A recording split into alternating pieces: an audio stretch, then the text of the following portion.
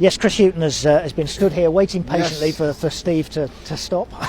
Chris, well done. I mean, that's a heck of a point, isn't it, in the circumstances? Under the circumstances, yes. And the disappointment is that I thought we started the game really well, quite bright, and probably in the games that I've managed so far, it's probably the brightest we started. So, I was really looking forward to us, hopefully developing. What we need to be doing is we need to be scoring goals, particularly in a periods of game when I think that we're having our better spells. But certainly after the sending off, it was always going to be difficult. The chances were always going to be minimal. But I thought what we did really well was we restricted them to probably their best chance right towards the end of the game, and managed to score ourselves. Thanks to hard work, both on and off the ball, really, wasn't it?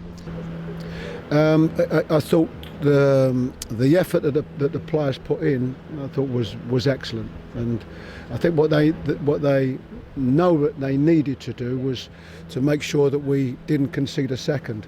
So that's incredibly hard work, off of the ball. But when you're a man short and you're going into a 4-4-1 shape, you've got to get good support from the wide areas, and I think we did. I think Anthony and Joe Lolly, I think that every opportunity they can to join in with Lowell Taylor, I think they took that opportunity. But then on the turnover, it's about making sure and getting back in a position. We also, I thought, had a back four that defended really well. So I think when you add all of them things up, I think we got the point that I think we deserved. Let's ask you the key question then. 2 minutes before half time, what did you think of the decision to send Yano off? Well, I've had the opportunity to see it again. I accept that, and I think in these endeavours to get the ball, I think there's no malice in it at all. But I accept that his foot has gone over the top of the ball. But I still think that some referees would have given it and some wouldn't have. And I question a little bit the referee's positioning, because from where I see it, I can't imagine that he would have got that good a view. So whether he was affected by the voices of the Luton players, I don't know. But I think it's one that we have to accept. And it was about a reaction afterwards, and I certainly couldn't fault the reaction of the players. Some question that you might have had it levelled up in the second half as well, that Craney on Colback might have been a similar sort of challenge and seen another red. Yeah, but to be honest with you, I haven't seen that again. I think the reaction from our players is normal, because I think the players feel aggrieved and feel that the voices and the arguments of the Luton players, I think in the sending off, I think our players felt it had an effect on the referee. So I think that's why you got that type of reaction, and these are the type of emotions that you have in the game, and these are the type of emotions you want in the game. So whether that was as bad a challenge or a similar challenge, I don't know.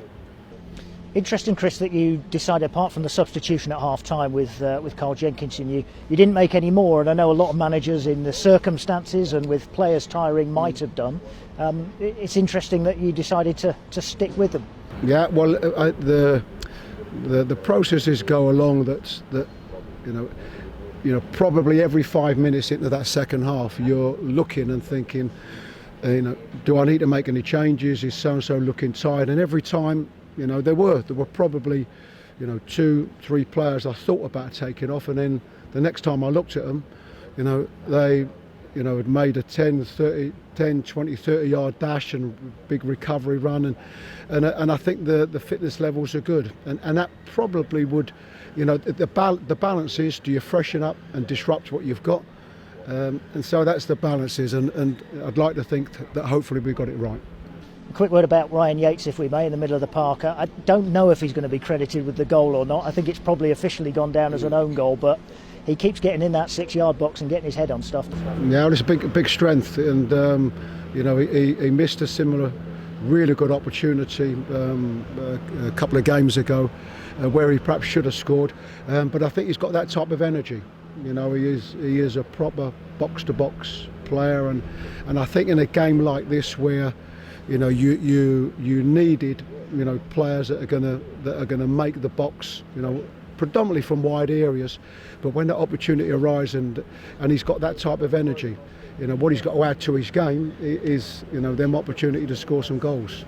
And a word about Harry Arter, who wasn't in the squad tonight. Is he okay, or is he picked? No, he's okay. It was literally in training day before yesterday. He just tweaked his ankle. So I certainly don't think it's going to be something that will keep him out for a while. We'll see how he is tomorrow, but certainly I don't think it will be a long one. He just rolled his ankle, and we'll see if he's going to be available, of course, for Middlesbrough. Thank you, Chris. Well done tonight. You're welcome.